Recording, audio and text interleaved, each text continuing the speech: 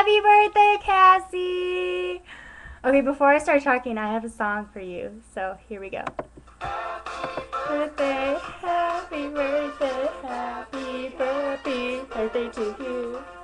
Happy birthday, happy birthday, birthday to you. That's all that I was planning to play. Anyways, happy birthday, Cassie. I love you so, so much, and you know that already. I just wanted to tell you on your special day. I wish I was there to make your birthday special, but I'm not.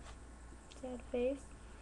But if I was, you know I would, because remember when we used to have our big birthday days where we make everyone feel so special. Actually, I have a picture from, I think, Ashley's, and it makes me really happy but really sad at the same time when I look at it. I think that was the day I actually dropped the funfetti cake.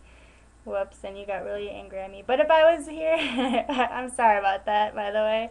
If I was with you, I'd make you another funfetti cake. So anyways, we need to talk soon because I feel out of the loop of your life and I don't like it. So I know we're both really busy, but we need to talk soon because I miss you and I love you. And I really hope you have a fabulous birthday. Love you, Cass.